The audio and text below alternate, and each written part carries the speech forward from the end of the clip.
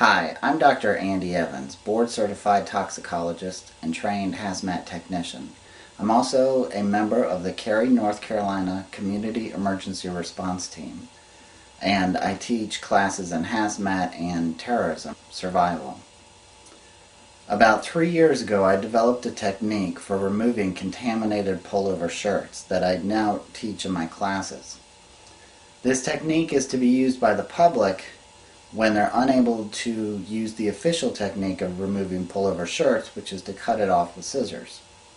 This technique is used when you're not prepared, you don't have scissors with you, as most people don't carry scissors with them, and this will allow you to remove a pullover shirt by a method that limits contamination to your face, which allows for systemic exposure through the eyes, nose, and the mouth. So this technique involves 3 different components. The first is to close the eyes and the mouth and to blow steadily out of the nose. You want to blow at a constant steady stream, but not so hard that you run out of breath before you finish this technique. The other component is that as you're doing this technique, you're walking backwards so that any dislodged contaminant that comes off of the shirt, instead of floating up to your face, you're walking away and leaving it behind.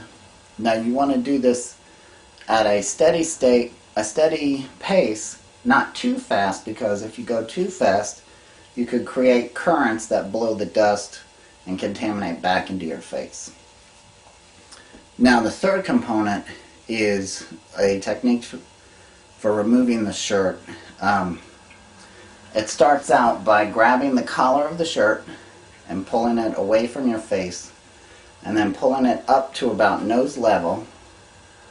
And then at this point, instead of just pulling the shirt off, where you might dislodge dust that will float up into your face and it might snap off the back of your skull, instead of doing that, you actually dip your head into the shirt so that it's now inside the shirt and not exposed to the contaminated outside.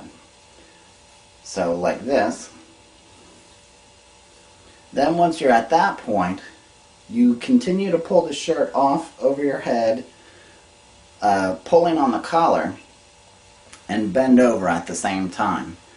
As you're doing this, the bottom of the shirt will fall down your arms and turn the shirt inside out. Then you just let go of the shirt and leave it on the ground, and now the inside of the shirt contains the contamination, whereas what is now the outside is less contaminated, the part that was exposed to your skin. So grabbing the collar, pulling it up to your nose, dipping your head down, and then pulling it off so that it comes out down your arms and folds inside out by itself. So now we're going to go outside and I'll show you the whole technique all as one motion.